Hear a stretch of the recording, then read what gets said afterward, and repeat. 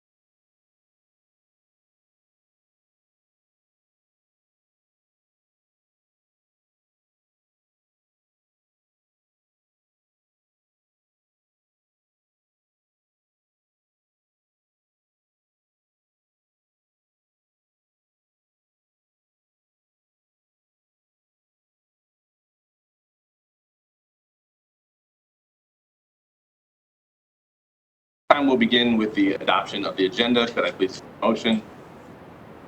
Tonight's agenda. All those in favor, please say aye. Aye. Opposed? Now move on to our recognitions for the evening. Superintendent Johnson. Good evening, Chair Nordine, board members, executive team members, and guests. Got 4 of them this evening. First is the Wisconsin RTI Center recognition. 17 district schools were recognized this year by the Wisconsin RTI Center for their work in expanding, refining, and sustaining full implementation of an equitable multi-level system of supports. The levels of recognition are bronze, silver, gold, and platinum, and are awarded based on years of implementation and fidelity in a content area. Additionally, Locust Lane was one of 5 schools in our region that was featured as a success story on the website. We had 2 Eau Claire area school district schools recognized at the gold level, and they were Lakeshore for math, reading, and behavior, and Roosevelt for the same 3. More information about the awards and Locust Lane success story can be found at www.wisconsinrticenter.org. The next 2 items would be elementary and secondary summer school. The first session of elementary summer school wrapped up on July 1st. The first session was for students at Sam Davie, Meadowview, Montessori, Putnam, Robinson, Roosevelt. Programs are themed by school and included themes such as STEAM, a cultural celebration, safari, and summer camp. We're looking forward to the remaining elementary schools holding their summer programs beginning July 26th. And in the meantime, elementary students are still enjoying opportunities for summer library programs. Nearly 1,800 elementary students have or will participate in summer programming across the district. Our middle school summer discovery programs concluded on July 1st. Music lessons are continuing for a few more days, while Parks and Rec and YMCA programs kicked off July 6th and will continue through early August. About 530 middle school students are participating in summer programming this year, including a variety of fun classes with topics ranging from cartooning and cooking to pet care and babysitting to fiber arts and cake decorating. High school credit recovery classes are wrapping up. Additionally, high school offered a variety of interesting summer courses, including APCs of sports officiating, mindfulness through movement, jump into AP, community art making, along with summer music programs and much more. About 1,050 high school students are participating in our summer programming this year. Additionally, students at a variety of grade levels have had opportunities for summer athletic camps, strength and conditioning programs, and programs with our community partners. Thanks to the teachers, principals, and other staff for their hard work to provide this fun opportunity for students, and to the Teaching and Learning Department for coordinating the program. Thank you also to our community partners for their ongoing support of summer programming in the district. And finally, Caroline Akrovic is elected to the State Board of WEMTA. I'd like to recognize Carolyn. She's our library media coordinator for the district. She was recently elected to the Wisconsin Educational Media and Technology Association Board. Their mission is to empower educators to provide learning experiences that prepare students to flourish in an information-rich world, which connects very well with the work Caroline does for the Eau Claire Area School District. Congratulations to Caroline. Thank you. Thank you. Next, we have our public forum. 6 people signed up tonight. We will be doing our public forum both in person and via WebEx to a continuation of the change that we made over the past year. So we will start with those that signed up in person, and then we will transfer over to those joining us virtually. During our public forum, those who have signed up may address the board to express viewpoints or concerns on agenda or non-agenda items. Each citizen will be allowed up to 4 minutes to address the board, providing that they have new or additional information that has not been previously shared at the meeting. And the school board will not hear personal complaints of school personnel nor any person connected with the school system in a public forum. When you are called, you can, if you would please come up to the microphone there. However, you don't have to do anything with the microphone, as we have a directional mic that should pick you up. It's just so we can see where you are and be able to be picked up on the mic. And I will just remind you, as I had during the virtual sessions, that I will cut you off at the 4 minutes. I'm sorry, but that's just so that we can stick to it. The timer will be up there, so you will know when you're running close to time. As I said, we have 6 people signed up tonight. The first is Marty Green.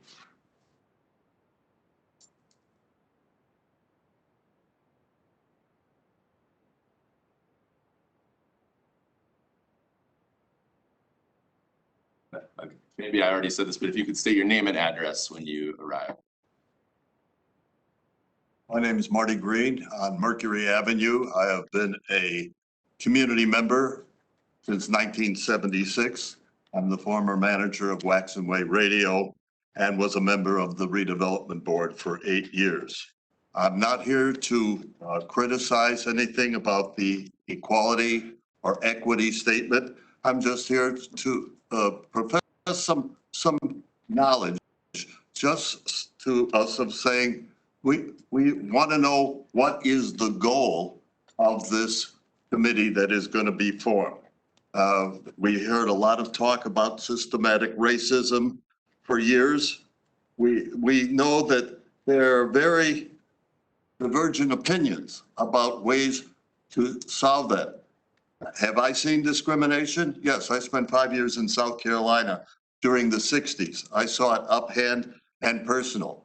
I have never been a racist. I have always befriended people of all colors, races, and religions. I saw some discrimination here myself when somebody called me a Christ killer because I happen to be of the Jewish faith. So I'm looking for ways that this community can move forward. We've heard a lot of discussions about things like critical race theory, things about history. I happen to see a statement from Winston Churchill that said, "A nation that forgets its past has no future." Understanding that learning about your history is not making one person or any group of people feel guilty or feel they're part of white privilege. You cannot be guilty of actions that took place before you were born. So I want to see this community, which I've been a part of for 45 years, continue to grow. But the questions that have been raised and rereading the equity statement, there are times where you feel like you're being punished because you're merely white. I have never been racist. I have 3 children that went to school in this school system. They never experienced racism or participated in it. So as we move forward, and if you form this committee, I hope that there are various points of view, because one of the statements is that the members that will be on the committee are groups who have been historically marginalized. That should be part of it, but there should also be different opinions that are coming from the community for any committee that moves forward. Thank you. Thank you.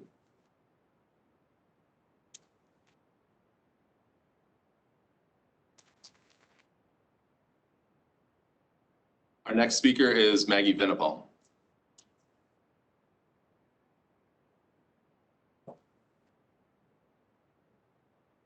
Good evening, School Board, Superintendent Johnson, and administration. It's fantastic to finally be here addressing you all in person. Speaking for many parents in the district, face-to-face interaction is something that we have been waiting for quite some time now, so thank you.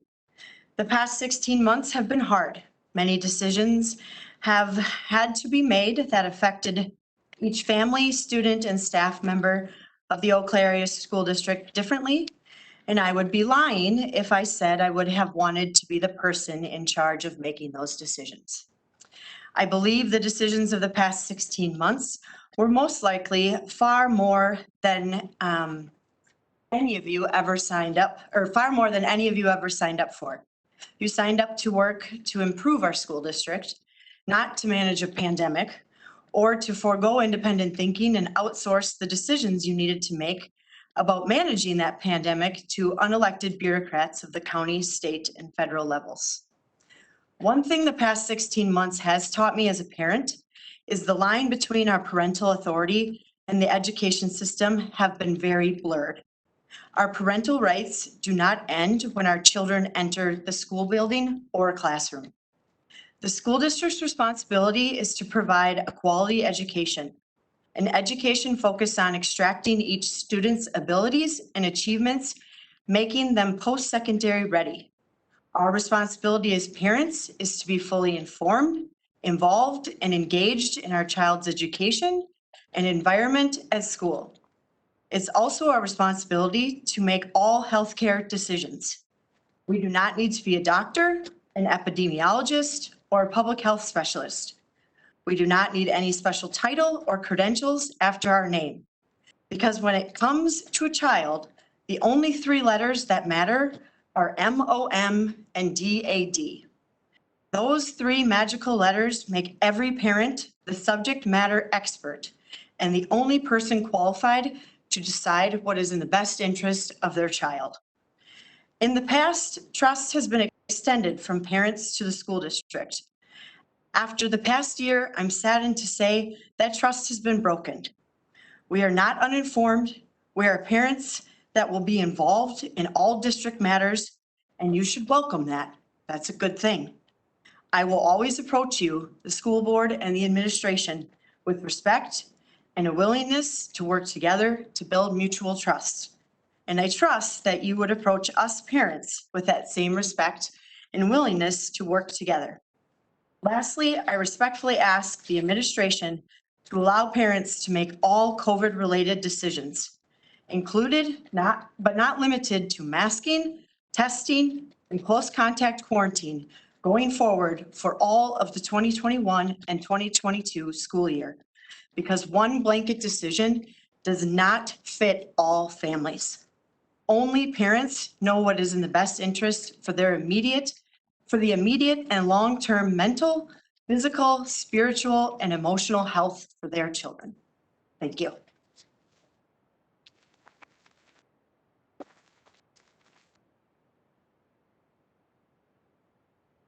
Next, we have Judy Birdall.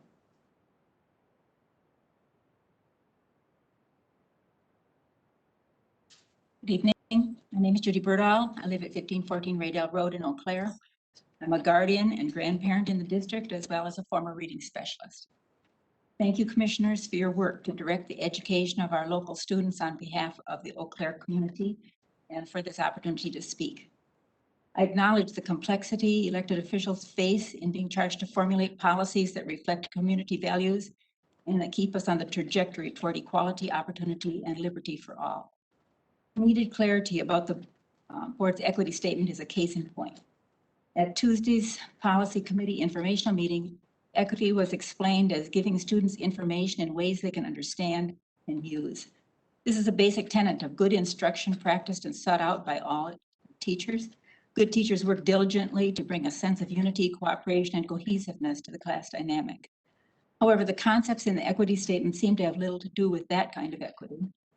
The statement makes many bold accusations against people of the Eau Claire School District for practicing oppressive, racist, and unfair policies. If these statements are verifiable, then as responsible citizens, those instances need to be investigated so that remedies can be sought, and we as a community make progress toward the goals of unity and equality. If the allegations are found to be unsubstantiated or are based on interpretations of views or interpretations of data generalized to indict a whole group of people based on racial profiling, then resources would be better allocated to improve education for all based on character, effort, and achievement irregardless of race. The statement's shared understandings define a worldview where race is seen as the only consideration in understanding multifaceted causation and defining empowering policy. Far from being shared understandings, my personal Christian worldview is opposed to this ultimately racist view of the human race. It is certainly the antithesis of the concepts of character over skin tone preached so eloquently by Dr. Martin Luther King. It is not the way I want children under my care to be taught to look at the world. It burdens them with wrongs over which they had no control and destroys hope of individually affecting social change or attaining personal goals. DPI records show that Eau Claire students have increasingly low reading achievement scores across the board for at least the last 5 years. Yet the equity statement outlines far-reaching commitments to make racially controlled changes and allocate funds that will impact all students and teachers despite complex needs for basic skills. Although the board agenda is always publicly available, I believe generalized all community discussion should have been solicited during formulation of the equity statement and voting on other related policy amendments that were adopted this spring. Virtual board meetings and preoccupation with concerns over COVID were barriers to needed discussion. This lack of transparency about these nationally debated topics is divisive and disrupts community unity and ultimately interferes with good education. Community members of all opinions, beliefs, and races have a voice about instruction in our publicly supported schools. Therefore, I'm asking the board to hold a well-announced public community forum or series of forums about the equity statement separate from a school board meeting where questions about statistics, concerns, and ideas are welcomed before you form the Community Equity Policy Committee. This community's discussion would provide direction to the policy committee and an opportunity for our community to come together on a path forward toward the unifying goal of practicing the district core values of honesty and respect better. Thank you.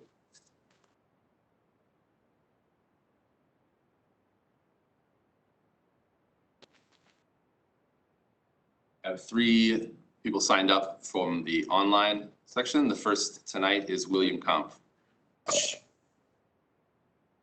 Hello, are you able to hear me? We are, welcome. Thank you. My name is William Kampf. I am at 1032 Violet Avenue in Eau Claire, Wisconsin. I am the parent of 2 elementary school students in the school district, and I'm reaching out to you and thanking you for your time to let me comment about the current plan moving forward for the in-person school year regarding masks. I'm just going to read some information from some local websites as well as the CDC. The Eau Claire City County Health Department stated updated June of this year, face coverings are an effective strategy to slowing the spread of COVID-19. National, state, and local guidance is that unvaccinated people should wear face coverings while in public spaces. Children under the age of 12 are ineligible to get vaccines at this time. There is no reason to gather students together in a situation where they cannot be socially distanced and not require them to wear masks. I believe most parents who allowed their children to go to school last year in person and they wore masks would state that it becomes a familiar activity and something they can handle and did not disrupt their education. There's no reason to stop doing that, especially until we can get vaccines available for those children. The CDC guidance says people age 2 and older should wear masks in public settings and when around people who don't live in their household. And just today, the American Academy of Pediatrics came out and said they are recommending universal mask wearing for all people over 2 in schools, regardless of vaccination status. We are not over this. In the past 2 weeks, the state of Wisconsin has seen a 160% increase in COVID cases. We are not at herd immunity. The decision of multiple people not to get vaccinated continues to allow this pandemic to spread. Please consider this in the fall. Thank you. Thank you. Our next speaker is Rebecca Carter. Hello, can you hear me okay? We can, welcome. All right, thank you. So I'm Rebecca Carter. I live at 4217 Heartland Drive West in Eau Claire, and similar to the last speaker, I am want to speak to you about plans for the fall and masking. So first of all, I want to thank you for your leadership and guidance of the school district during the pandemic thus far. I was proud of the steps that our district took during the 2020-2021 school year to keep our children safe by keeping them masked, socially distant, separating them into cohorts, and the frequent cleaning. I felt confident that my elementary-aged daughter was reasonably safe attending in-person school with these mitigation strategies in place.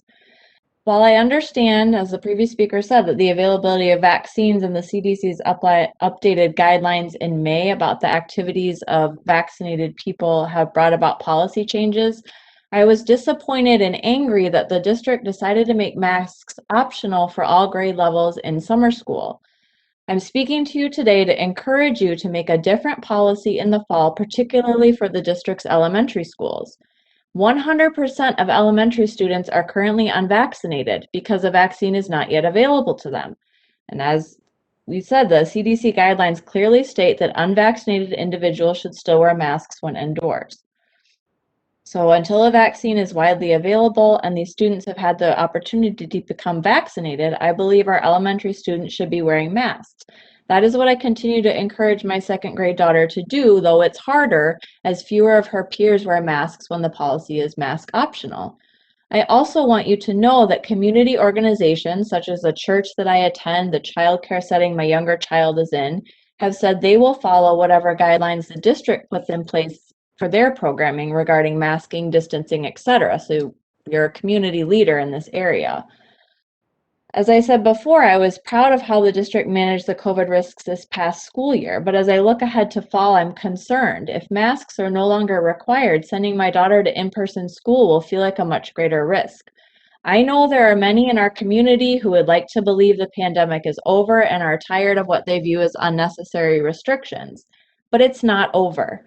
As an occupational therapist working in nursing homes, I have accepted that I will be wearing a mask at work long into the future to protect the residents with whom I work, despite the fact that I'm fully vaccinated. I'm asking you to show your care for the district's elementary students and protect them by mandating masks in our elementary schools this fall.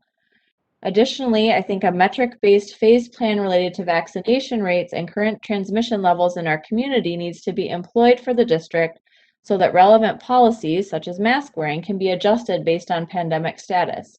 With the increasing spread of the more contagious Delta variant across the country, we need to be prepared for cases in our area to trend upward again and be able to quickly adapt our policies accordingly.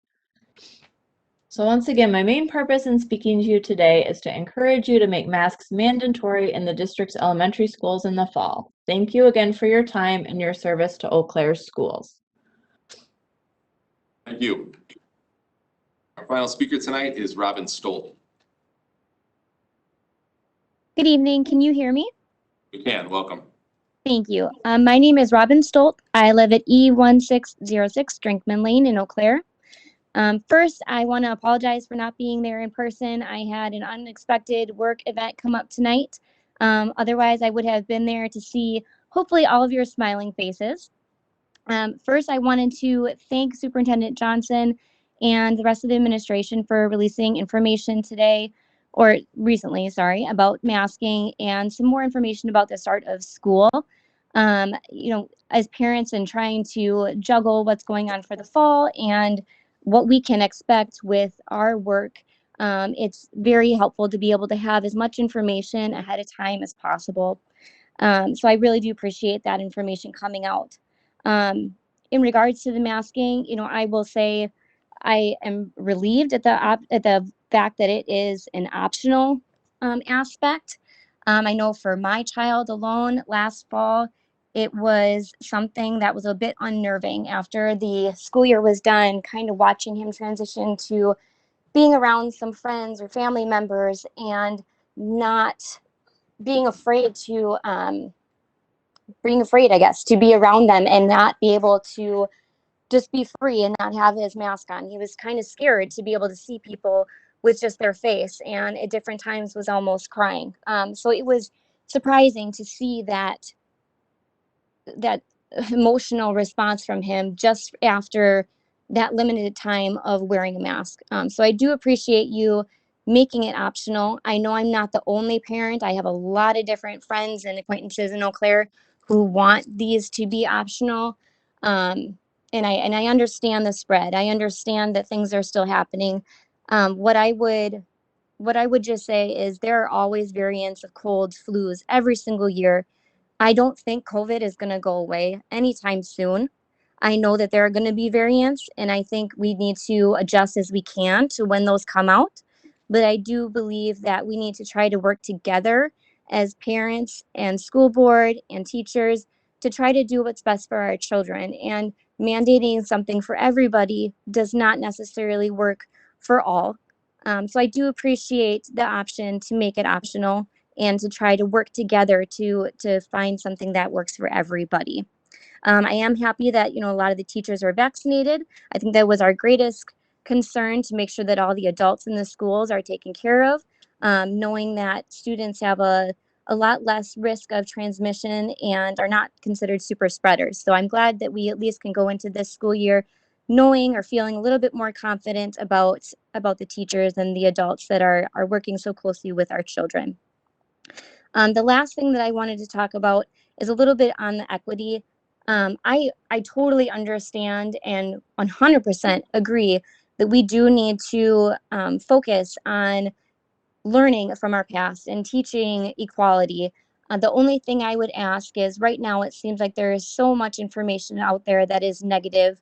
And I really just ask for transparency through the district to parents, to tell us exactly how, if things are going to be taught to our children, what exactly is being taught. And I would just ask that, instead of going with the narrative that's out there right now of being concerned about teaching things that would discourage those or shame those for their different skin color, let's try to adopt a policy that teaches based on love and acceptance and finding the unique aspects in everybody, because everybody has something that is wonderful about them. So that's all I really want to say. I just want to make sure that we're not teaching our children negative things that just cause them to be divisive or realize the differences between I'm each sorry, other. Ms. Stoll, you're out of time.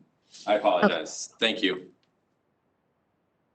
We now move on to our reports for the evening. We'll start with the Budget Development Committee. Commissioner Harder. Thank you. Good evening. We actually haven't met since our last meeting, so nothing to report there. Thank you. And our Legislative Liaison, Dr. Johnson.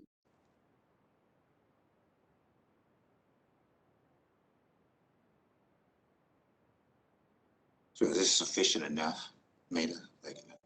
Yes.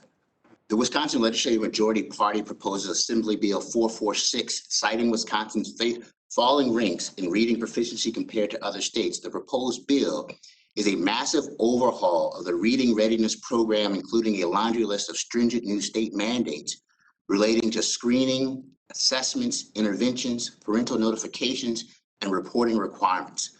The bill even dictates what companies and products must be approved for use. Assessment parameters will be taken out of local control. CDC updated guidance for school use of COVID-19 mitigation measures. According to the CDC, high vaccination rates among staff, students, and household members is one of the most important factors for safely resuming school operations. School officials to continue work with local health agencies to monitor community transmission, vaccinations coverage, screening, testing, and occurrence of outbreaks to guide decisions on the level of layered prevention strategies. According to the updated guidance, schools in which not all students and staff are fully vaccinated should require physical distancing to the extent possible. However, the guidance concludes that schools should not exclude students from in-person learning solely to achieve minimum physical distance. It recommends consistent and correct mask usage by unvaccinated students, staff, and visitors to the school, especially in indoor settings and areas in which physical distancing is not possible. Individuals do not need to wear masks when outdoors. Nevertheless, the CDC recommends that unvaccinated individuals wear masks while outdoors if they are in crowded outdoor settings and during activities that involve sustained close contact with other people who are not fully vaccinated. It reiterates that the CDC's order that masks be worn on school buses, even by individuals who are fully vaccinated, remains in effect. The mask order is effective regardless of whether a school or school district does not otherwise require individuals to wear masks in other settings. Today, the American Academy of Pediatrics recommends that all students older than 2 years and all school staff should wear face masks at school unless medical and developmental conditions prohibit use. Some of the reasons cited: significant portions of student population not eligible for vaccination, protection of unvaccinated students from COVID-19 and to reduce transmission, and then continued concerns for variants that are more easily spread among children. On July 8th, Governor Evers signed the 2021-2023 state budget bill into law without many significant changes to K-12 provisions of the bill approved by the legislature. The governor also announced he would allocate an additional $100 million in one-time federal funding for schools from COVID relief funds under the governor's discretion. Governor Evers vetoed Assembly Bill 383, the bill that would have prohibited a school district from being a member of an interscholastic athletic association, WIA, in the 2021-2022 school year, unless for that 2021-2022 school year, the association allows an exception to its transfer rules based on the way educational programming was delivered during the 2020-21 and 2021-2 school years. The governor indicated he vetoed the bill because he objected to the legislature inserting itself into the decision-making process of a private membership organization. On July 1, the U.S. Department of Education released more than $3 billion in American Rescue Plan funds to states to support infants, toddlers, children, and youth with disabilities. The new funding will help aid more than 7.9 million infants, toddlers, and students served under the Individuals with Disability Education Act, and adds to the ARP elementary and secondary school emergency relief allocation of $122 billion in state funding for K-12 schools, which the department announced in March. Wisconsin will receive an additional $50 million in ARP funds to support children with disabilities. As required by state law, the Department of Public Instruction released its July 1 estimate of the general school aids each public school district will receive in 2021-22 school year. General school aids are the largest source of state support for Wisconsin public schools. Under the package, general school aid for the 2021 will total an estimated $5.5 billion, representing 109.9 million or 2.2% increase over last year.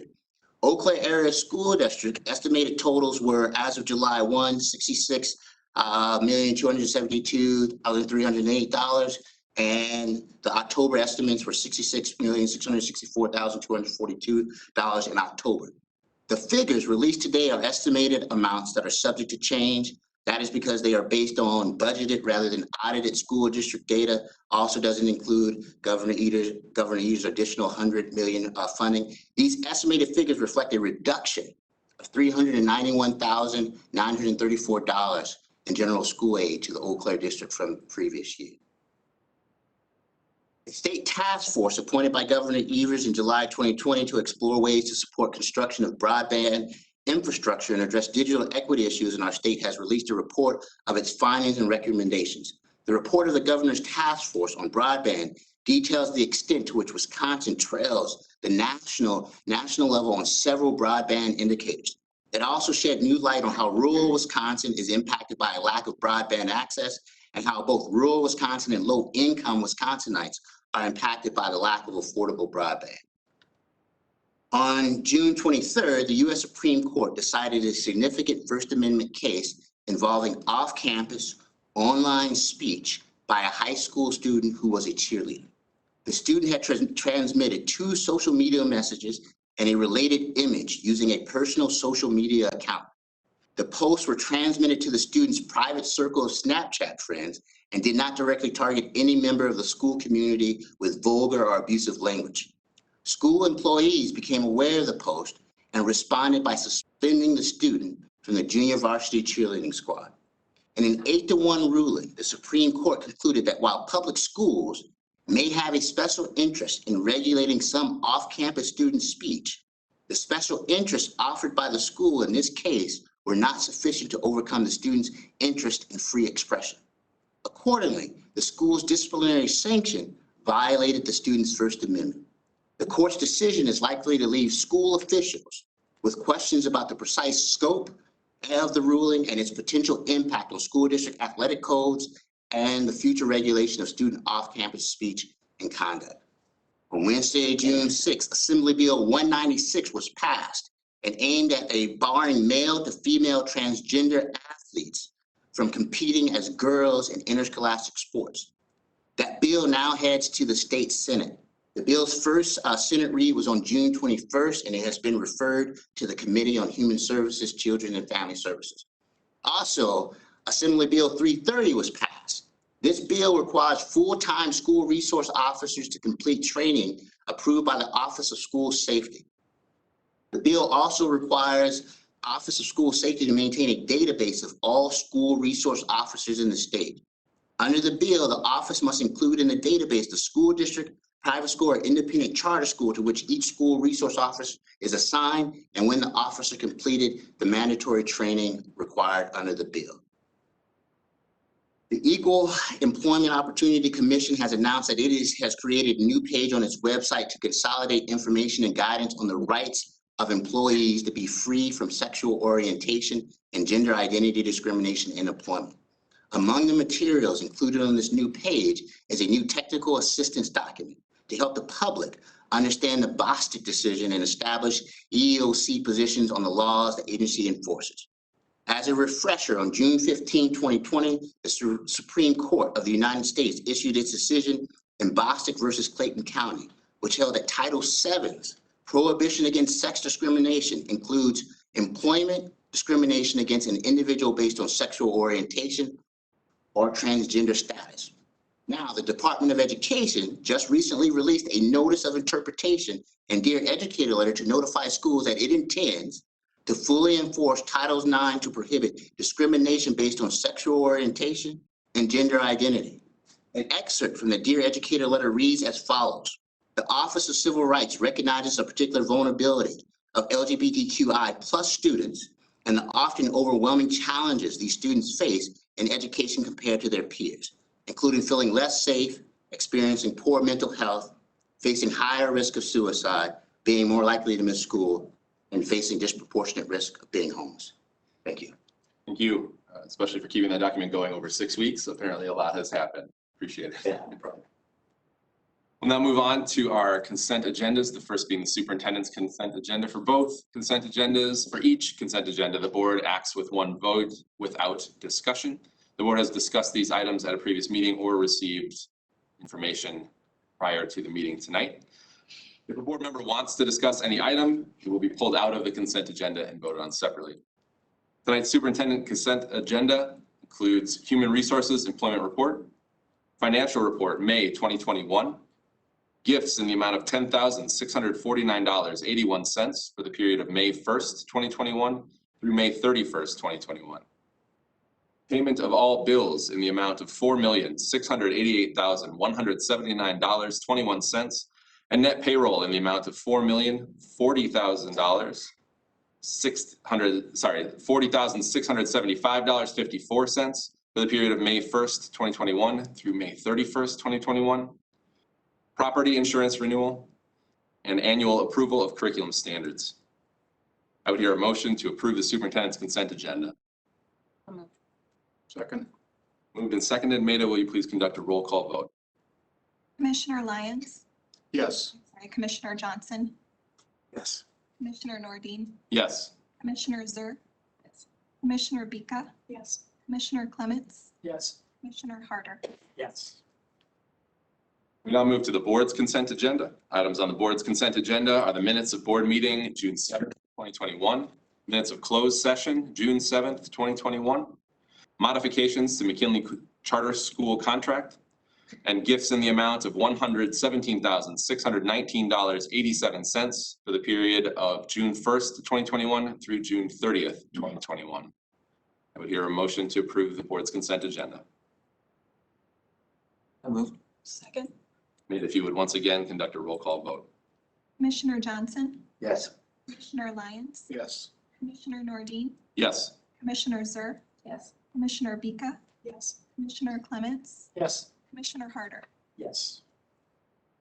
We'll now move on to matters reserved for board actions. Our one item tonight is the approval of the 2021-2022 employee handbook modifications. We discussed these at the previous meeting. There were some questions for Kay about some of the items. We have received updates from Kay after consulting with the committee on some of those. Those were provided to us with rationale, and the modifications are in the current version of the handbook for us to consider tonight. In lieu of having Kay read us all of those changes and explain them, I will simply ask if there are additional questions for Kay and her team. And Kay, if there are, you just come, well, we can try it from back there. We're all adjusting a little bit to having the executive team all the way in the back, but you're that much closer to way down the hall. So I guess we're moving forward.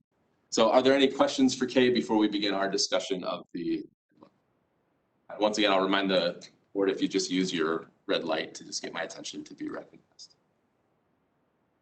Yeah, thank you, Commissioner. Commissioner Lyons. So I would just like some clarity on the emergency school closures. So by passing the employee handbook, does that mean that we are eliminating snow days? What we are, and Kay, please jump in if I misunderstand. What we are approving is to put that language in the employee handbook. That decision is an operational decision that the administration has already made. So all we're doing is putting the information suggested into the handbook so that the employees can see that information there. So that decision has already been made? That is my understanding. I'll look to Superintendent Johnson to clarify that that's an operational decision. I think the language actually says that the decision is ongoing and will be revisited. Correct. The language in the handbook is just a holding place until the committee can meet and make a final decision. And then at that point in time, if there's handbook language that needs to be added to the employee handbook, it will. And then to answer your question from the last meeting, Commissioner Lyons, there will be additional communication that will go out because it's not just an employee handbook communication that would be necessary at that point in time. It would be family communications, staff communications, building communications. When that committee determines what's going to happen with that, there'll be multiple communications that will happen at that point in time. They just haven't made those or they haven't made those decisions at this point in time yet. So I would reiterate some of the points that I made at the previous meeting, that previously we did have a policy that outlined emergency closures. It was a board policy. And I believe that this kind of thing goes beyond the employee handbook. I think it's a board policy issue, and I think it needs to be a topic that's spun out separately. If you could hit your button, so I keep thinking. Are there additional questions? Dr. Bika? Just a clarification, if the employee handbook is the purview of the board, would the committee's recommendations not come back to us before finalization? We would have to do some discussion of the interpretation there, right? So the question is, what we are voting on and what we have delineated, and this is a good learning as we move into this new governance model. The delineation, we approve the language that goes into the handbook, but on something that is administrative and operational decisions we have delegated, and where does that line draw?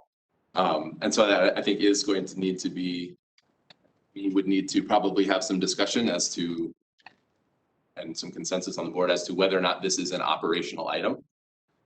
If it is an operational item, then by our policies, we should, I would argue, leave it to the administration to make the decision, and we would just approve the language to go out to the employees. If it is not operational, then perhaps it is our purview. And if it is operational and we still wish to act on it, we would have to amend our policy to specifically delineate that item as an operational item that the board still controls, much as we do changes to the salary schedule or Superintendent Johnson's salary. So I think we do need probably to have some more discussion, especially, if there is an appetite from the board. Certainly Commissioner Lyons, you've expressed an interest in having that discussion. So I think in the meantime, we probably need to find a way to have that talk together.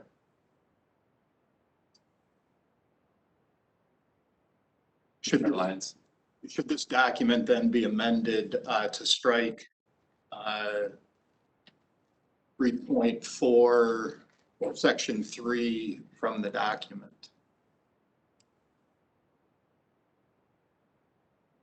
Then brought back at a later time when the committee does determine the language that would be placed in that earmark.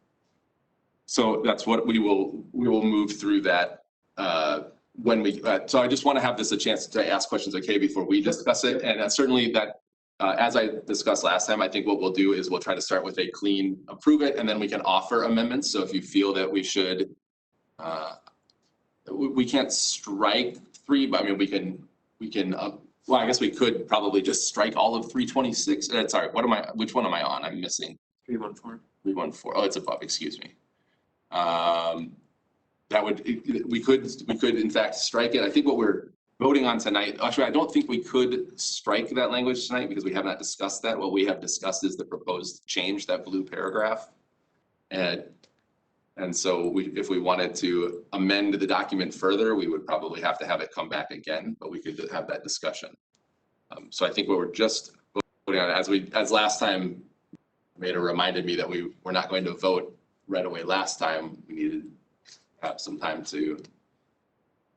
So my interpretation is we can strike the language that is in blue there on 3.14, and we can do that through the amendment process, but I don't think it is wise to look at the language outside of, act immediately on adjusting language outside of the suggestions at one meeting. But then again, I suppose that we would have the ability to do that. So. The larger document is very time sensitive, is it not?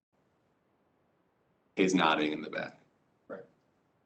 So it's something that should be passed tonight, I believe. Again, we can amend as the board sees fit, but the bulk of, the idea is to, is to do as much of it as we can tonight. Commissioner Zur?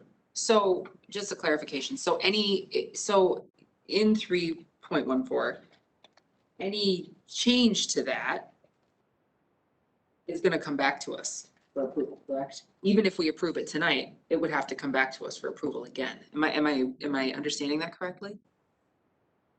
Yes, any change. So that, as Kay said, that's a placeholder so that when they have the final decision, they can bring the language back.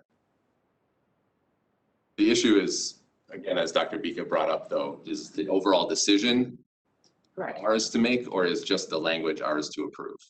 And that's Correct. Well, some sticking point. yes.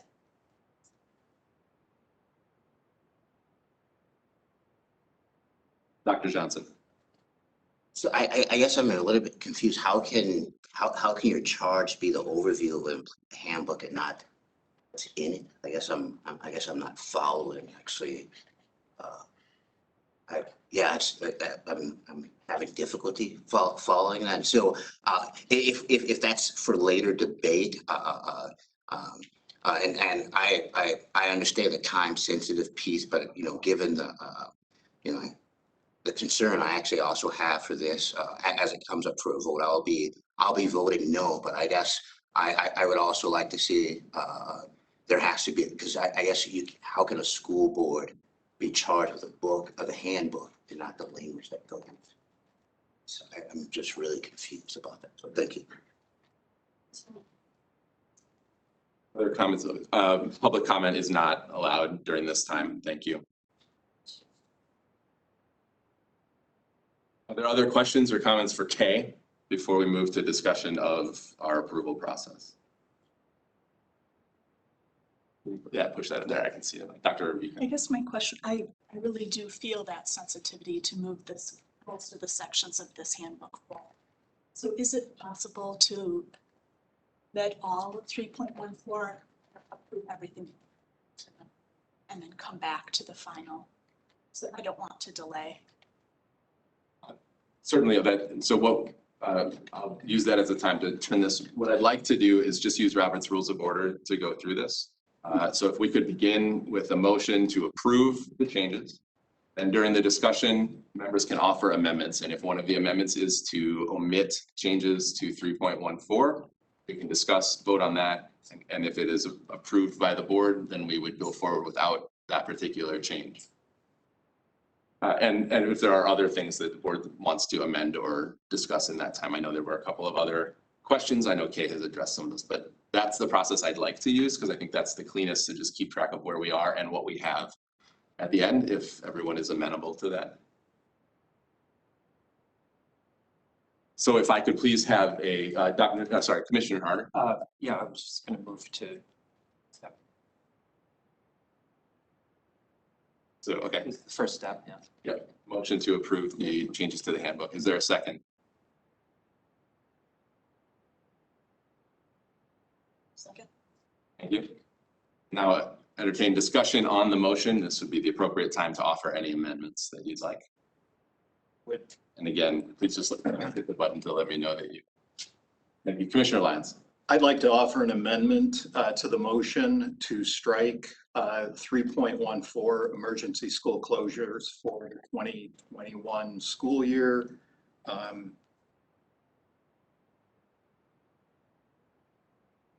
The entire section. Is there a second? Second. So motion and seconded that the entirety of 3.14, that includes all of the language that is there beyond the suggested language, be struck. Discussion on the amendment. Commissioner Clements. So not having the entire book in front of us, remove that section. I mean, we're not going to be using it in the near future, but that would make the handbook silent on that issue. Kay is nodding in the back. So yes, we would have nothing in the employee handbook for employees to read about the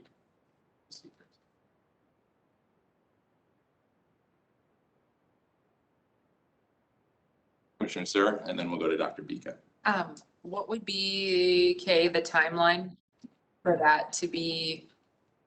Is there a timeline in place right now for the discussion of emergency school closures?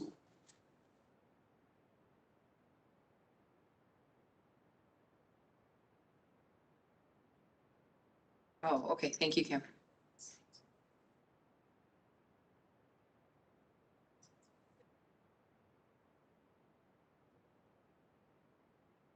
When do you expect a decision? That day. On the 26th? Or closely thereafter. One of the things that I would caution about stripping the entire language is contrary to popular belief. This language is about emergency school closures and how certain employee groups are expected to service the district during emergency school closures and not just snow days. So if the employee handbook language is silent on what we expect specific employee groups to do during an emergency school closure, this might be totally unrelated to snow or weather. And it might be something as simple as a gas leak or a water main break. And it might be during summer school, or it might be at the district office this summer. And so if there's nothing in the handbook that directs the district on how to expect a specific employee to operate during that time, that may be challenging. Bika, and then, excuse me, and then Commissioner Harder. My question was similar to Commissioner Zer, but I wondered if we might be able to take this up during one of our August and finalize the start of the school year without realizing it has implications for summer school. Summer school employees are under the 2021 handbook or the 21-22 handbook? The the modifications we're looking at right now are to be in the 2021-2022 handbook, which would have gone into effect July 1 had the board approved it. Commissioner Harder. So I mean, we have this question of what is sort of operational purview versus what not. And I think it makes sense to revisit that at some point. But for me, this language that's already here adequately addresses that scenario and have that conversation. Unless I'm, missing something in the language that is already there, it basically kicks it down the road and says, hey, just so you know, we're working on this, but it seems adequate for me as language to describe any process that might even encompass us changing that purview. Commissioner Lyons. I don't disagree with anything that's been said, other than this seems to me to be something that goes beyond the employee. This to me seems something like it was a district policy. And if I was to try to look for the emergency closure policy, I wouldn't look for it in the employee handbook, which is the reason why I just generally do not think that this belongs in the employee handbook. It's more, it impacts many of the communities. It impacts the students and the parents and the teachers. It really impacts everyone that's a part of the district. That said, I'm not opposed to having this in the handbook as well. But I do think that this is something that we need to take as an issue that is spun out in its entirety, which was the first question that I asked. By passing this, are we passing a policy or a procedure on emergency closures? I think the answer is yes, which is why I would prefer that it not be in here. Commissioner Clements, and then Commissioner Zer. So this element of the employee handbook does not create a new policy for closures. It just directs how certain classifications of staff are to be expected to perform during that period. Is that correct? Right. The only thing that was submitted for our approval is the language highlighted in blue. Commissioner Zer. Is it possible for us to operate off of older language until new language is approved? This particular motion, that's an amendment that is in front of us now, does not do that. So it would need to be voted down first. I just wonder if it's possible before I vote no. Well, you could certainly, like the blue section here, another amendment could be offered to simply remove that from the motion on the floor is approve the document, the suggested changes. Following action on this motion, an amendment could be offered just to remove the blue section. If that's the only new language that's not in the current handbook. And we could discuss that and decide whether or not that was what the board wanted to do.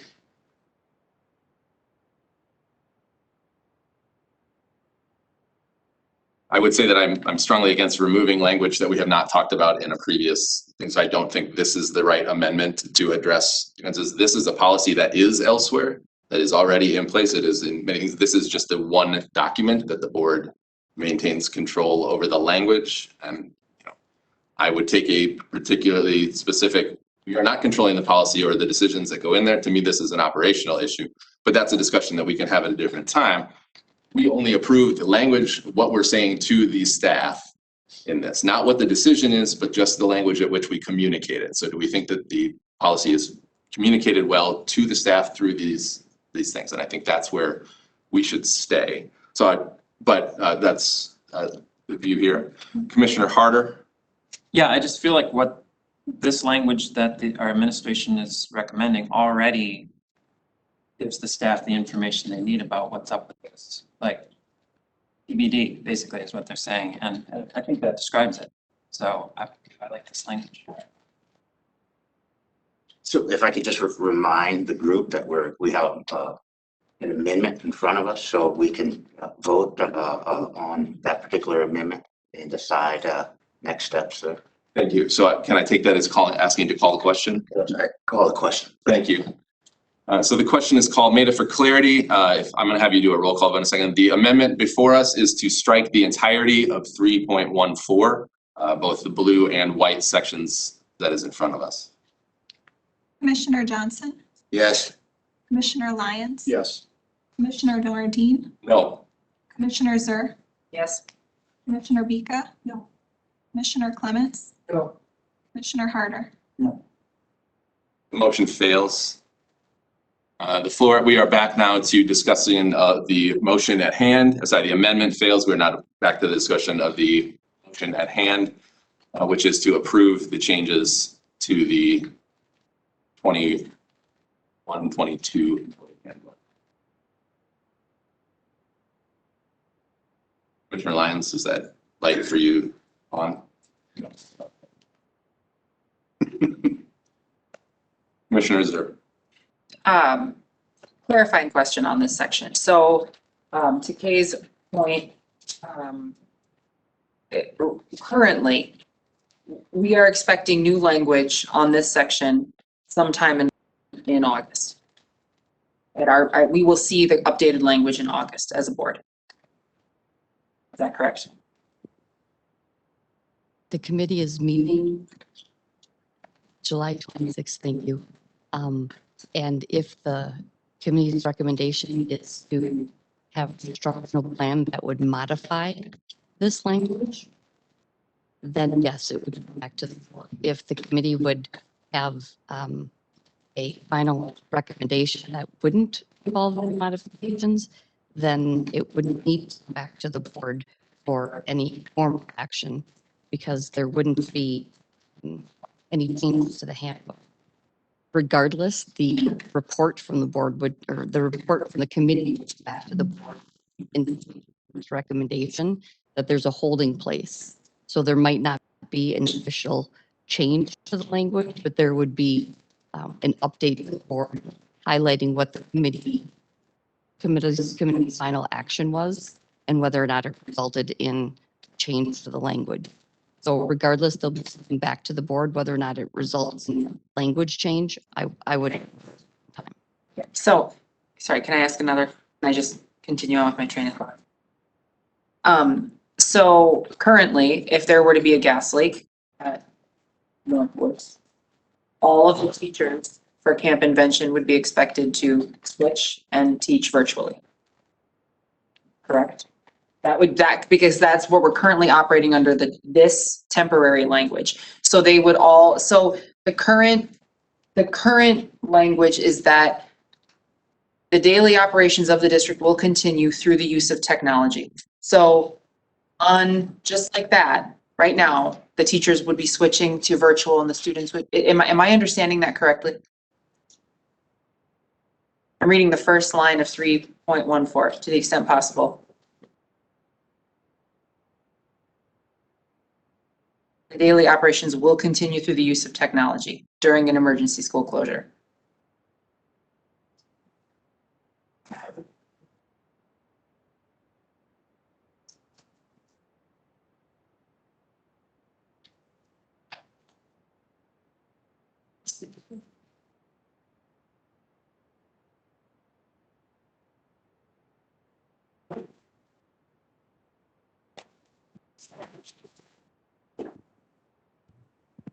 In the past, summer school is not a required or compulsory attendance for students. So in the past, when we've had significant summer school issues, we've had to simply cancel for those days. So for example, a couple of years ago, we had an event at Longfellow where some construction outside knocked out their power and it just simply was canceled and we notified families. Okay. Gosh.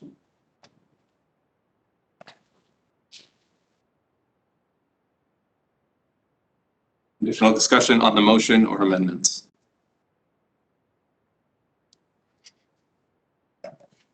Commissioner Zer. I feel like a pest.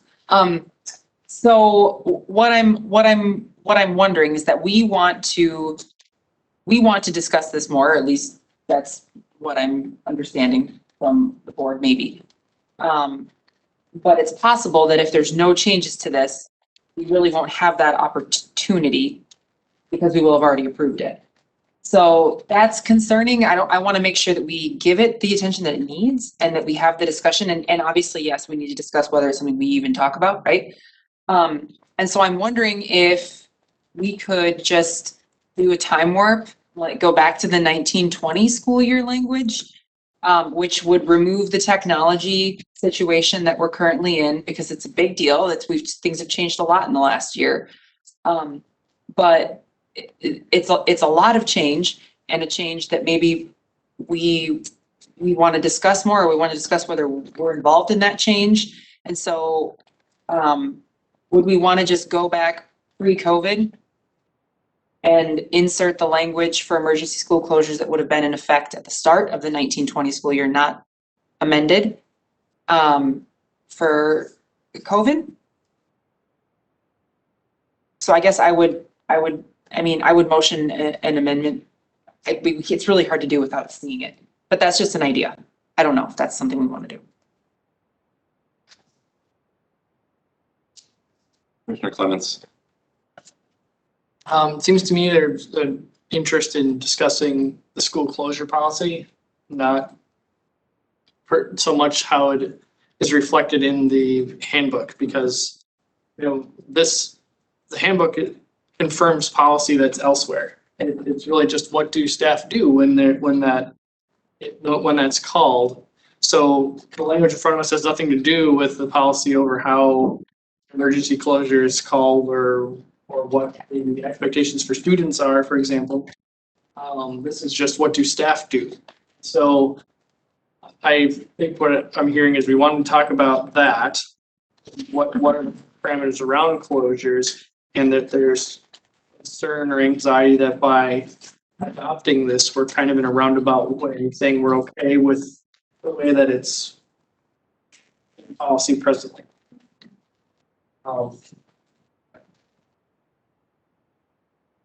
That's my observation.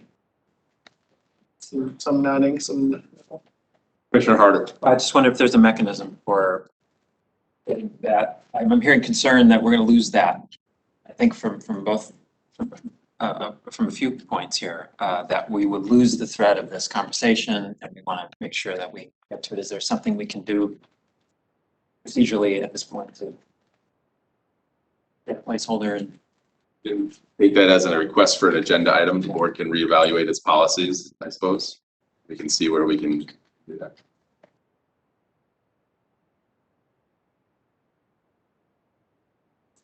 Dr. Bika.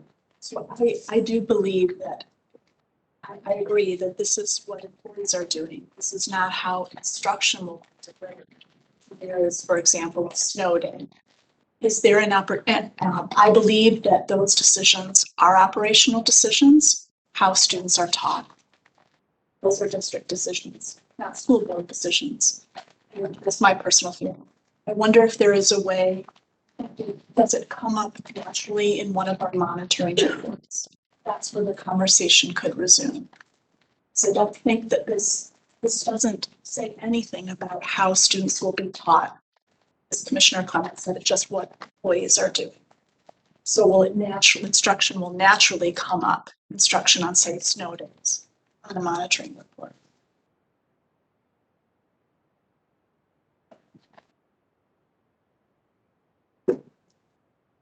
Any additional discussion on the motion or amendment?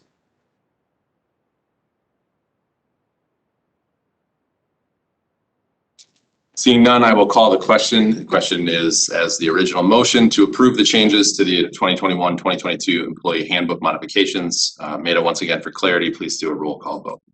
Commissioner Johnson, No. Commissioner Lyons, No. Commissioner Nordine, Yes. Commissioner Zur, No. Commissioner Bika, Yes. Commissioner Clements, Yes. Commissioner Harder. Yes. The motion passes. The changes are approved.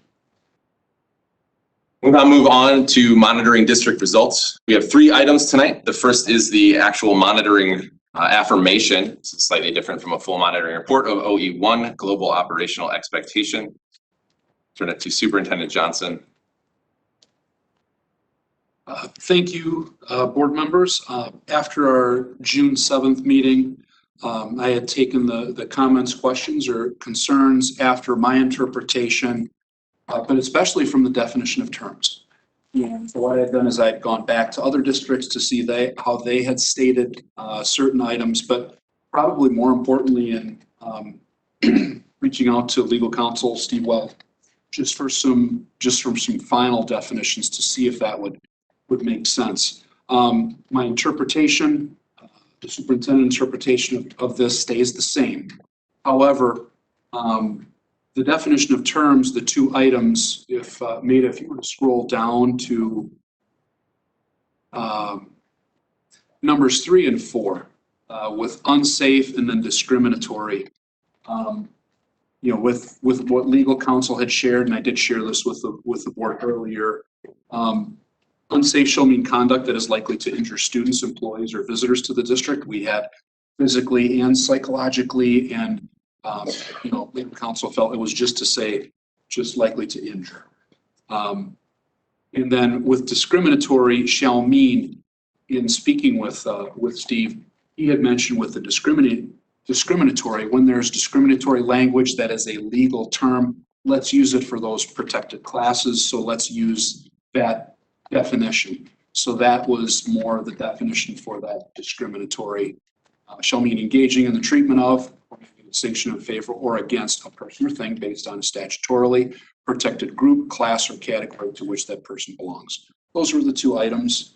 And thank you again for your feedback from June 7th. And like I said, that's typically how I like to review those things, that one last final review from legal counsel. And that's it for OE1. Thank you, Superintendent Johnson. Our process now is a 2-step. The first thing that we need to do is field and approve a motion to accept the monitoring report from Superintendent Johnson. At that time, it would become the board's monitoring report. We would then discuss whether or not we felt that the administration was in compliance. In this case, it is simply an affirmation But when we talk a little bit about OE 14, which will be a formal monitoring report, we'll go a little bit into that. And so once we have it, we'll have a chance to discuss anything that we want to discuss. And then a chance to affirm OE1. So at this time, if I could have a motion to accept the monitoring report for OE1.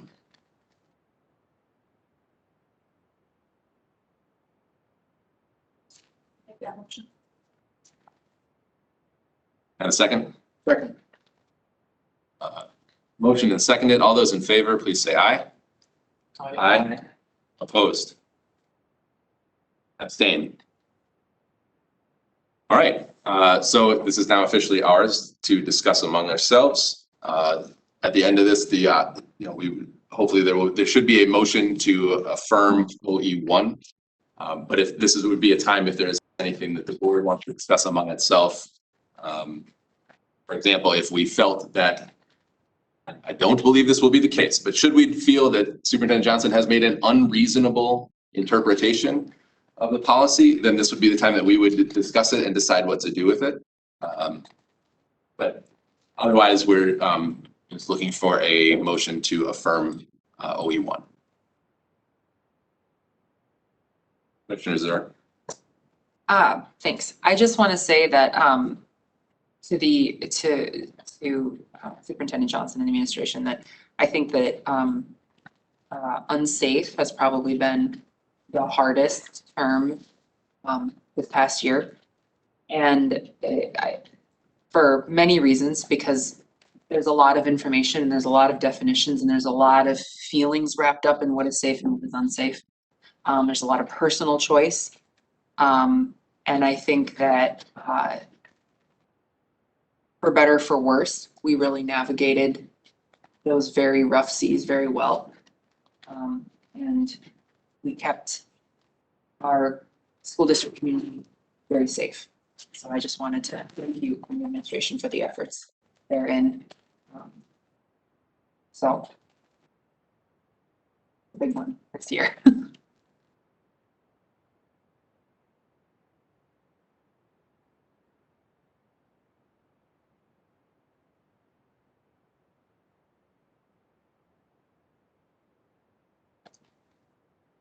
Seeing no additional discussion, it would be appropriate to motion to affirm OE1. So moved. Second.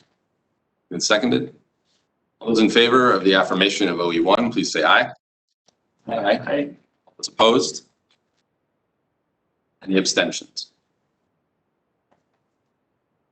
All right, OE1 is affirmed. Thank you. We'll now move on to the first draft of R1. The may result as a brief reminder, since it's been 6 weeks since we've met. The first drafts are an opportunity for the board to discuss any feedback that we might have on the superintendent's interpretations. So if you'll remember last time, Dr. Bika asked specific questions about unsafe and discriminatory, things that we might like the superintendent to consider before the full monitoring report comes back.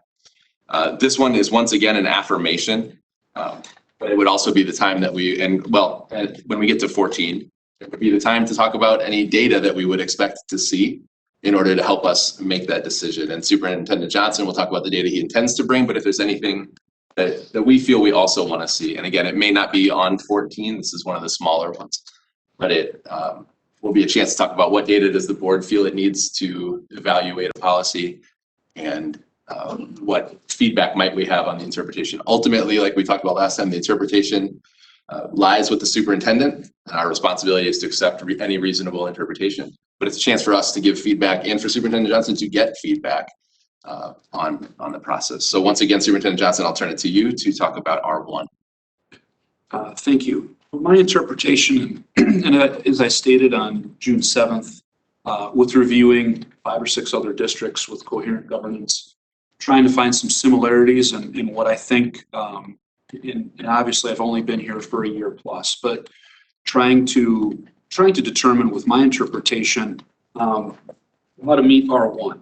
And my interpretation, I chose to put down our mission is our mission is to inspire and prepare our students to live creative, fulfilling, and responsible lives, which is that mega result, R1. However, I felt it was very important, my interpretation is to include the district vision.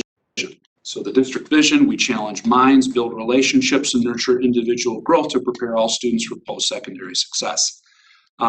That's a vision I've heard quite often, even before I had taken this position. I felt it was important to include it.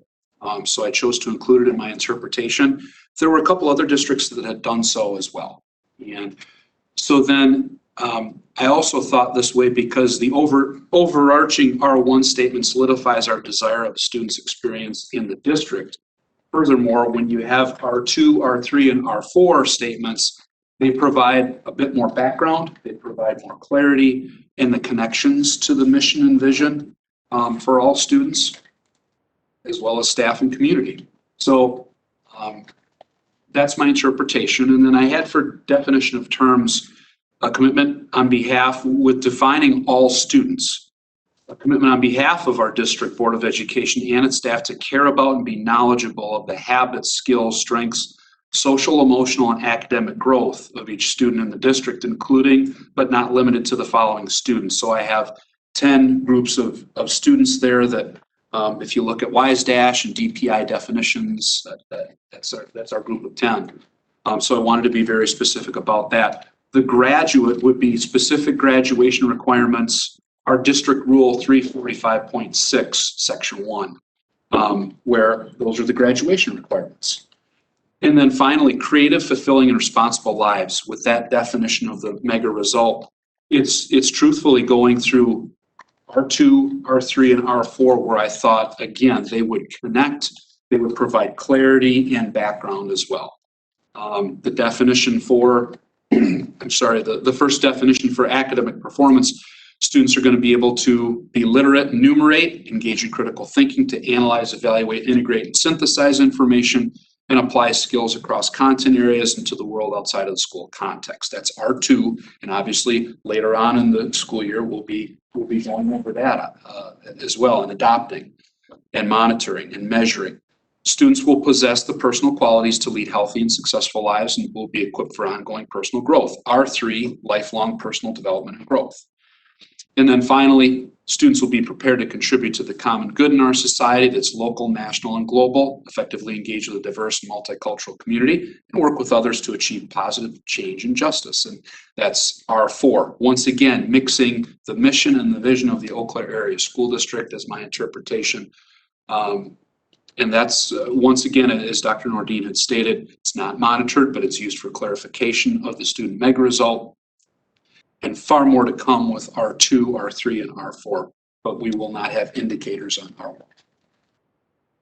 So at this time, sorry. No, at this time, any questions, comments, concerns, much like June 7th, take notes. At times, enlist the help of the executive team or administrators with this as well, in terms of measurement, in terms of definitions. So with that being said, I'd like to open that up. Sure. Comments or questions for Superintendent Johnson?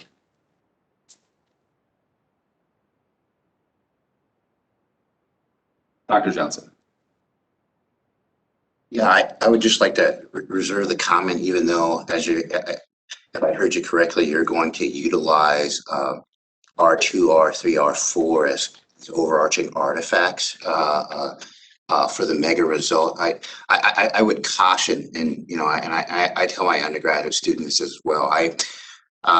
For your R2, when we get there, critical thinking is an ongoing process. It's not an outcome.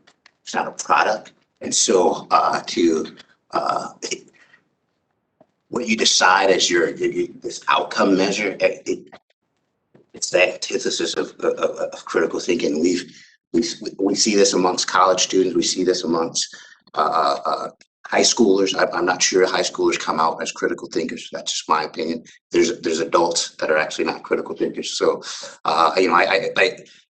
if there was a different way and or how you operationalize it, because I guess for me, if you were to attempt to demonstrate critical thinking as an ongoing process, then it would have to be a multitude of artifacts that demonstrated growth beyond actually just graduating. So that's just my perspective. Thank you. Thank you. We noted.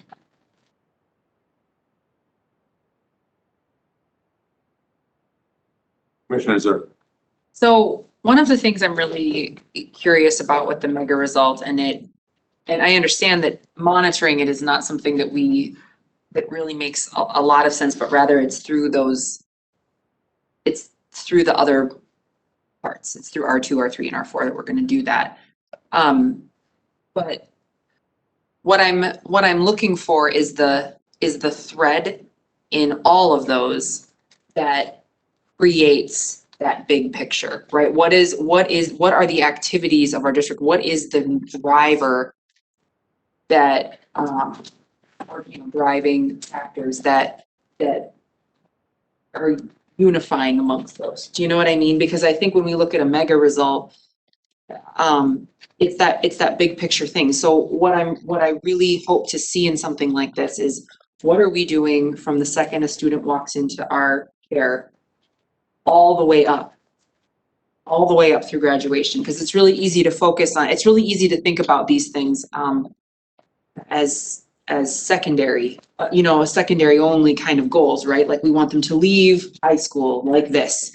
But what I really want to see is the tapestry that we're weaving all throughout, when we look at these things, not so much in silos, but so that I can see where that big picture thing comes in, and whether that's, ACP or redefining ready work or whatever it is, that's going to be that thread that drives our district, that we're doing, that all things are kind of coming around to prepare students to leave. I think that's something that I'm thinking about as we divide this up a little bit more. So just a consideration. No, that they're understandably so, and I think that tapestry you talk about is something that our teaching learning department has been working through with Portrait of a Graduate. And not just, okay, well, what's going to happen when you're a senior high student? It's more K-12. And that's one reason why it's really, I think it was important in this case to include our district vision, because then I think we're able to connect far more. I did see a little bit, I did see some differences in other districts about that, but I thought it was very important here in Eau Claire to do that, because there just makes it far more robust with 2, 3, and 4 when you include and you can connect the tapestry, the weaving with the district vision. So.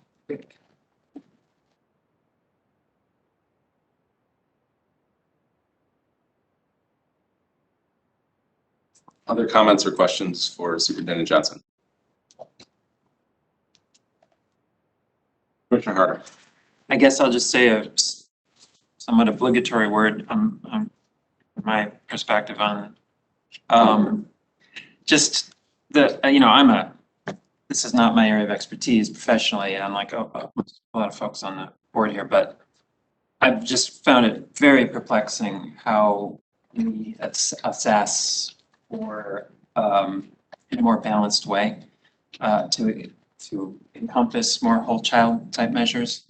I think it's a really important question. I felt it increasingly as I've had years on the board of how we can quantify those kinds of questions. A few years ago, Michelle, you should remember this. Was it called Dimensions of Learning? Was that the term? Yeah, that it was a document that was, I think, actually adopted by the district at some level as a policy that I thought was really some good work about, and I feel like it's relevant to this as we look at the R1 overarching. To consider, as we're considering what measures to employ, to consider some of that past work.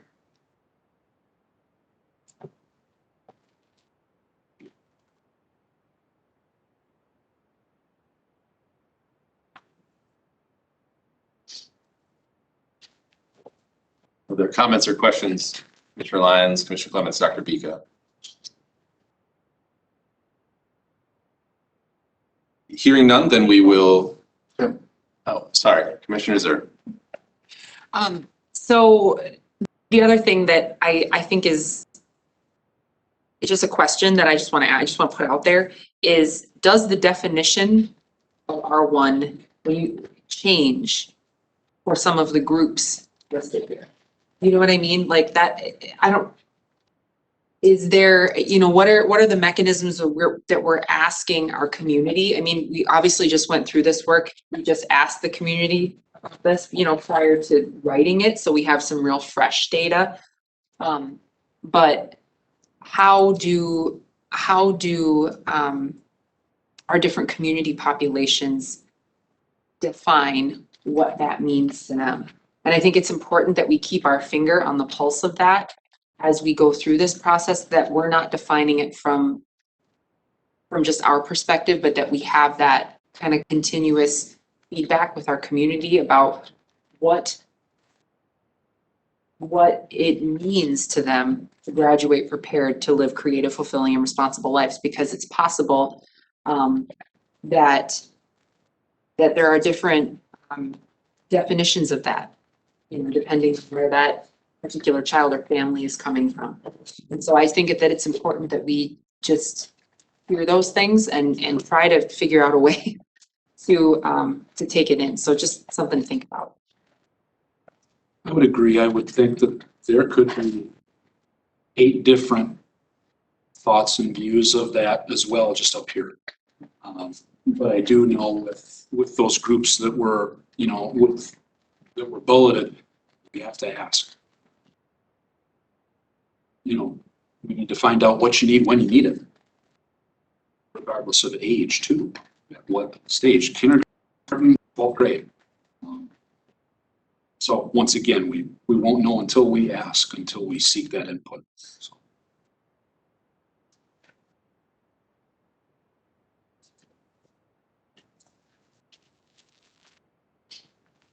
Hearing no additional discussion, we will send you with that feedback, Superintendent Johnson, and we look forward to seeing the formal report at a future meeting. Our next item is the first draft of OE 14, Emergency Superintendent Succession. So in a second, I'll turn that back to you, Superintendent Johnson, to talk about interpretations and the information that you would bring to us to support whether or not the district is compliant in its operation in this manner. So go ahead. Obviously, real comfortable talking about my own succession at this point.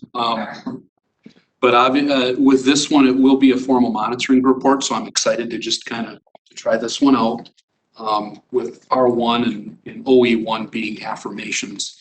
Kind of interesting with other districts to find the background with this and see how in the future the board chooses to monitor. I'll read the interpretation first, I guess, and then in 2 weeks from now, I would be able to have that tightened up after some dialogue or some questions and some feedback, as well as the indicator or indicators.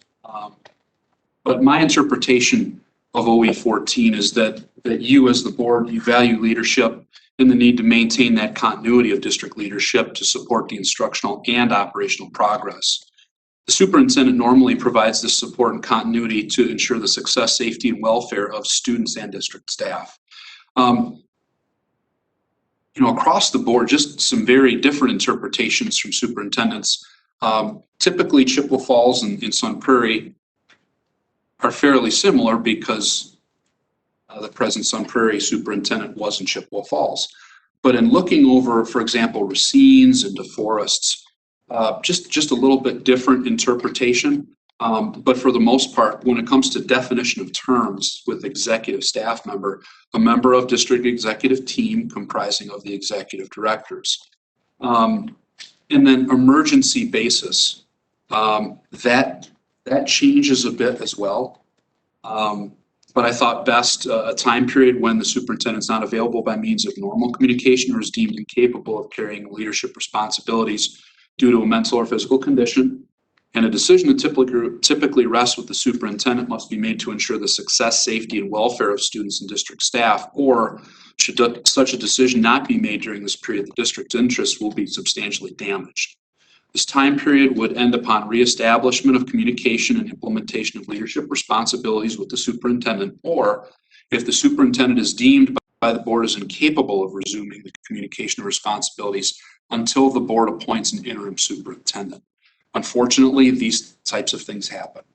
But I thought the difference between the two is, for example, if I'm up north in northern Wisconsin, not being able to communicate with the board and there's a certain emergency happens, there would be one person that the board would go to or that the district would look to for that, for the ability to run those operations in an immediate fashion.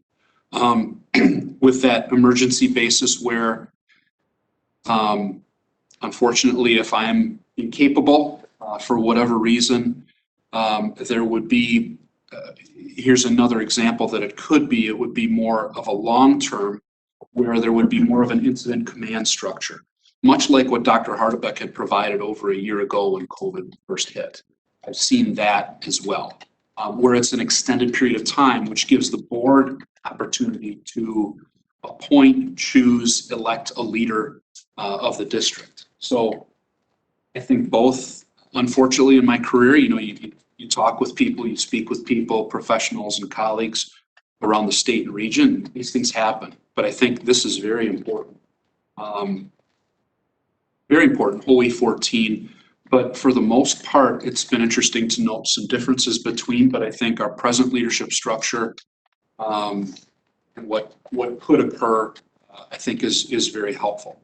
So I guess I shared with you my interpretation, the definition of terms.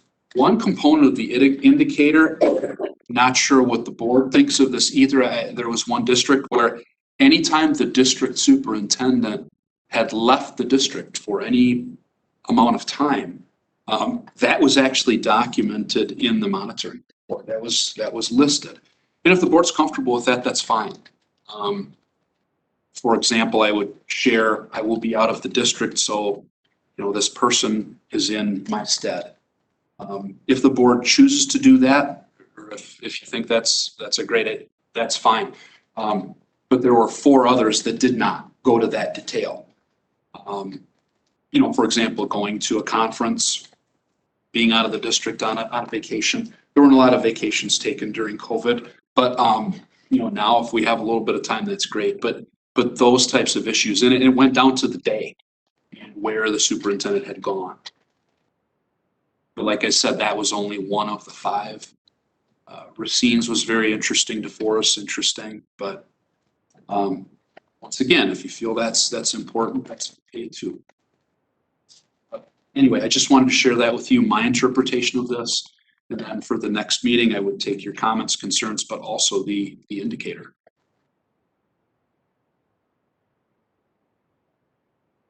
Dr. Johnson. Well, if Superintendent Johnson is spending multiple times in Northwoods and out of contact, I think that would be questionable in terms of the frequency. But besides, that's a little bit invasive and to monitor. So I guess I would not need to see that as a board member. Now, if it's northern Wisconsin, though, it's frequent and some conversations that take place.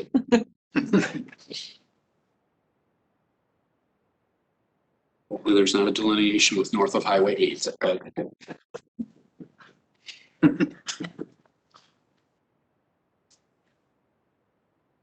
I'll just take a moment to agree. I don't feel any particular need to see a log each time you leave the district boundary. Satisfied. I presume that one of the artifacts that you will bring to show compliance with this is the actual plan, that you will name which of the executive directors is, and should you choose to bring the incident command structure as an additional, that would be fine by me. I think I would personally, and I'm open to hearing if there's other ideas, those 2 items would satisfy me in terms of what I'd like to see for compliance here. But I certainly don't care to know every time you leave the boundary of Eau Claire County. But one thing I do with the board, in a weekly update to share with you, I will be out of the office for this reason, or I do have a conference, or I have this meeting. I think that's important, especially with MEDA as well. It's just in case something does occur. especially during a school day, when school is in session, when students are present. In what I had seen before with one of the other indicators with another district, it wasn't as much in the summer when school was not in session with students present. So I think continuing, not necessarily to put it on here, but to continue to share with you that we have a OSPI conference, or we have a superintendent's conference in Madison or Green Bay, what have you, just continuing to keep you informed. The communication is appreciated. I think the log as an indicator is what I mean is unnecessary, but certainly knowing, if we have a question on this day, you're not in the district, we should forward it to copy you, but also forward it to the particular executive director that's in charge. Commissioner Clements. Just gonna commentary on the reporting. I think that the log is not what, again, not what we need to see, but if the incident command is executed, for whatever reason, documenting that, if you were unable to be communicated for such a period of time, the emergency succession, however, our absence policy was utilized, and here was the outcome as an indicator of whether it was functioning as intended. Commissioner Harder, and then we'll go back to Commissioner Zerr.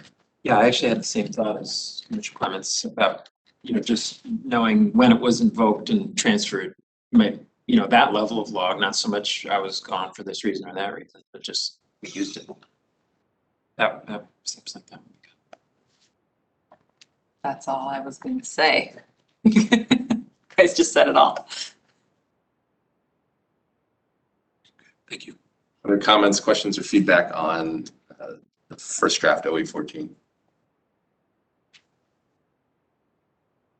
Okay. So when it comes back, we will have the indicators there, the plan in place for us to go over and receive that, and then we will discuss our termination of the district's compliance. That'll be the first one that we get. So thank you, Superintendent Johnson. That concludes our board business. Our only item remaining on the agenda tonight is the board debrief, in which we take some time to evaluate our own performance. Commissioner Clements was the third member at our agenda setting many weeks ago now, so I had to rack my brain to remember who's up, but I will turn it to you to lead our debrief tonight. Glad you remember.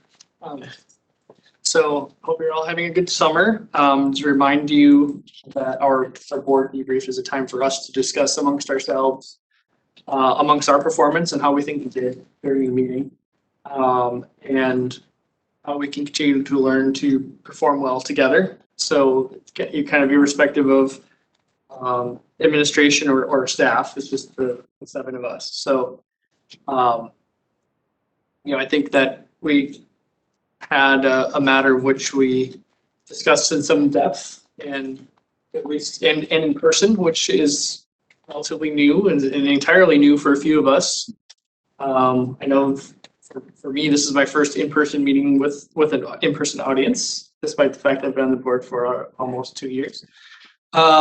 So I think that is a matter that we could discuss how that went, and also how that interplayed with trying to still figure out our footing in terms of our new governance model. And I'm just kind of serve that up there just to for those of you who want to comment on that. How did we do?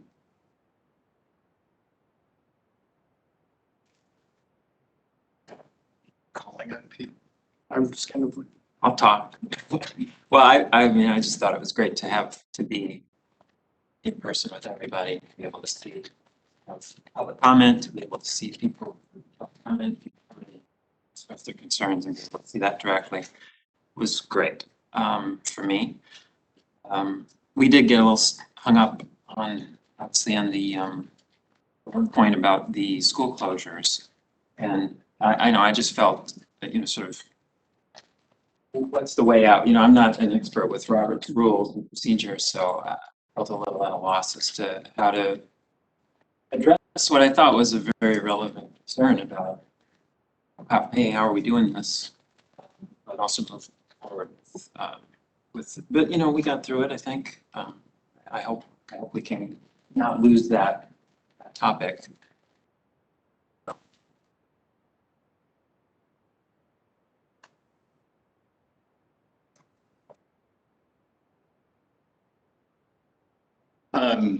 You know, I think that we oftentimes make better decisions when there's not total agreement around something. And I think that you know, tonight was maybe one of those examples where we didn't all see maybe eye to eye on this. But in the end, the decisions that are made are probably stronger. From a coherence governance perspective, I'm struggling a little bit on the operational versus a policy. And when we have a board policy that exists, it's 723, and it talks about school closures, and it goes into detail about notification of families, and it goes into some detail about extracurricular activities and some things that aren't really in that employee handbook. I think that, is that operational or is that a board policy, and where do these two meet? Because all policies are operational. I mean, they're rules in how we operate what we do. So I'll be struggling with that a little bit, and I think that at a minimum, you know, 723, the district policy needs to match the employee handbook. And I'm not sure it does right now, so.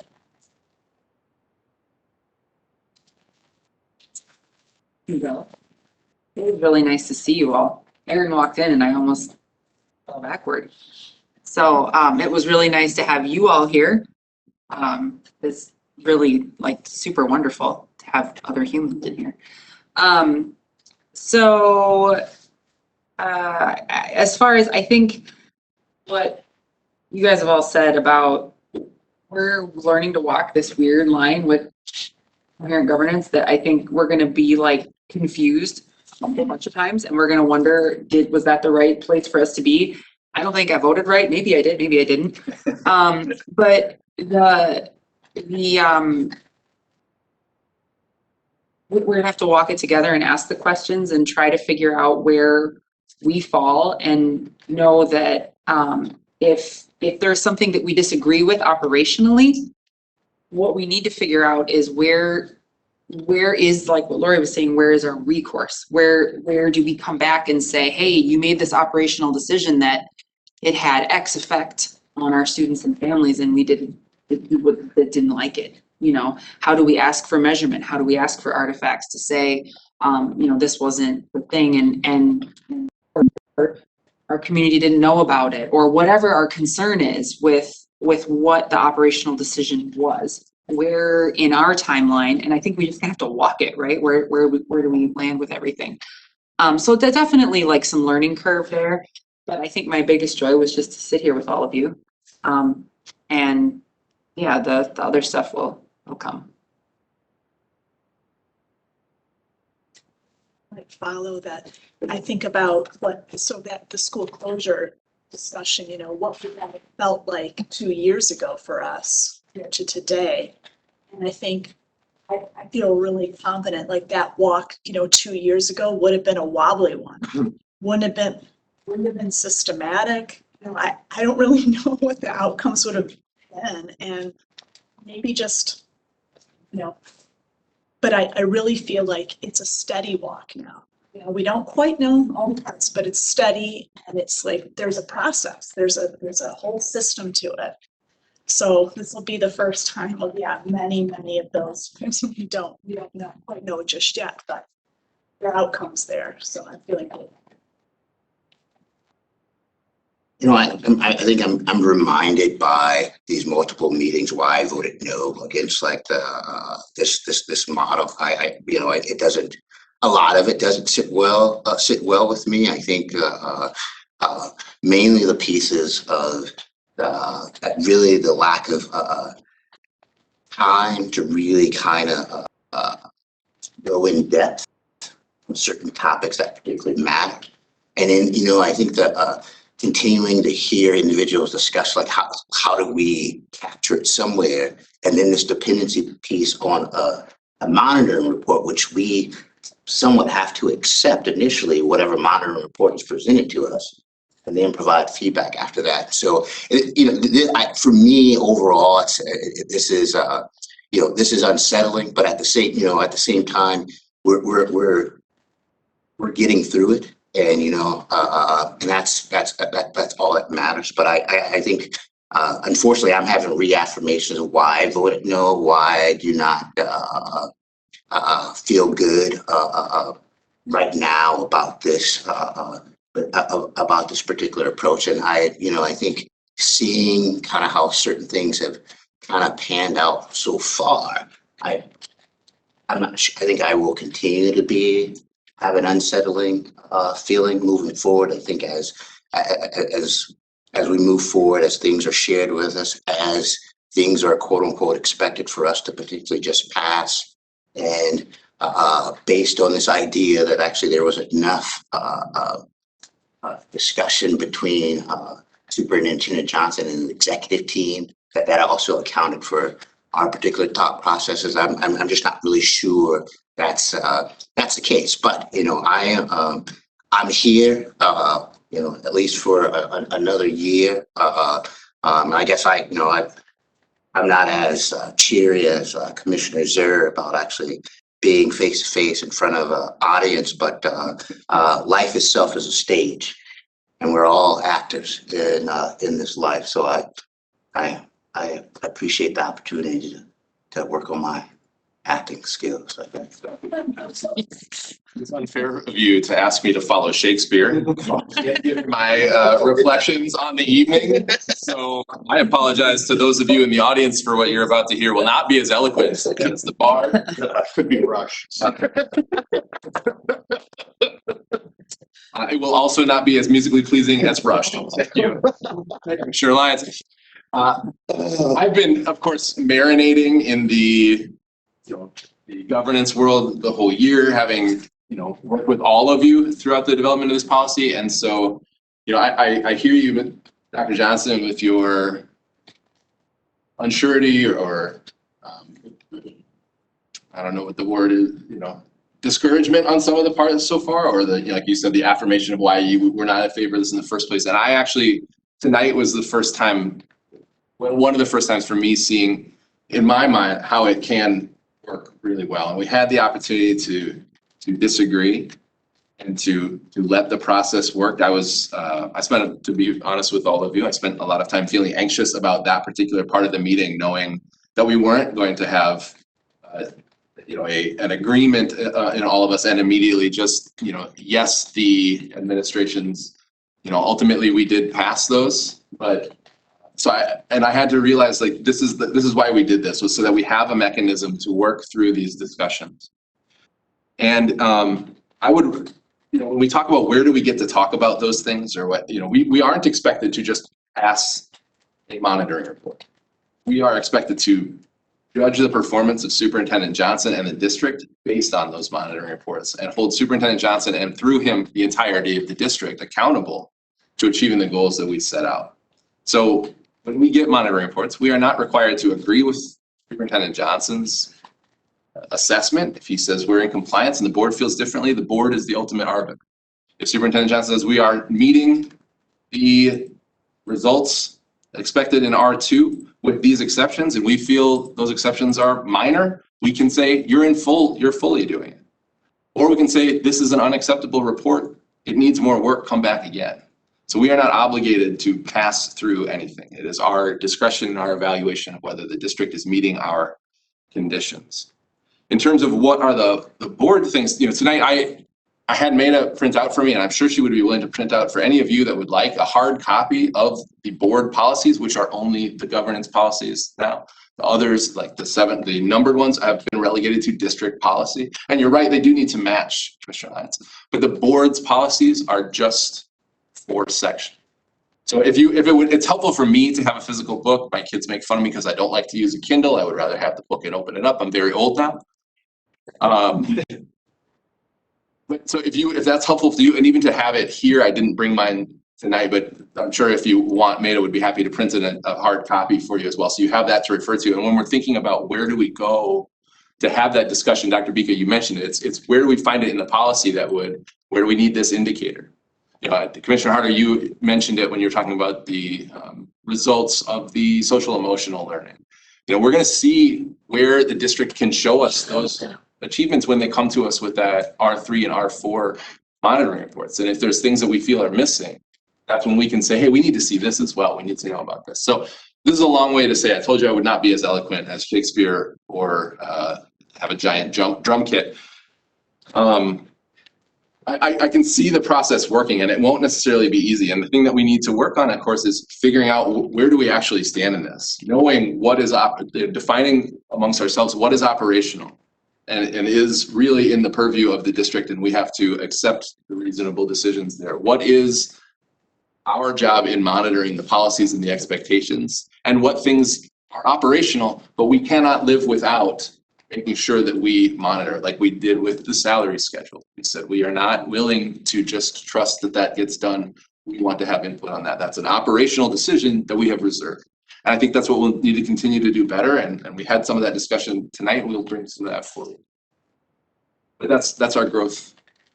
And I'm sure that feels maybe too cheery, but I can see it working because I'm seeing it even in, and Commissioner Lyons, as you said, the disagreement can make us stronger. And I know some of you that were here tonight, you came tonight to say things that disagreed with the board.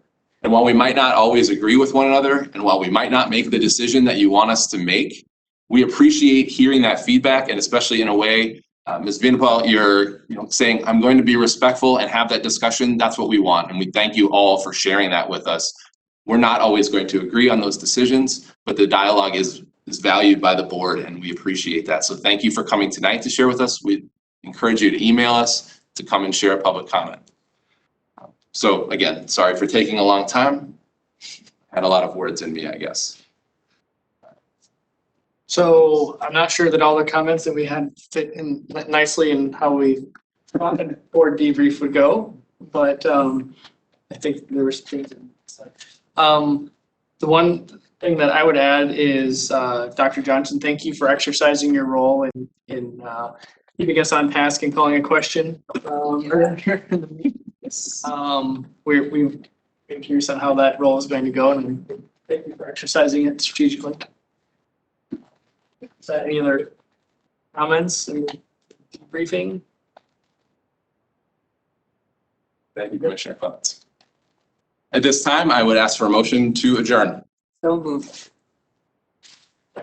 All those in favor, please say aye. Aye. Agenda setting will be tomorrow morning, 8 a.m. via Teams. We are adjourned.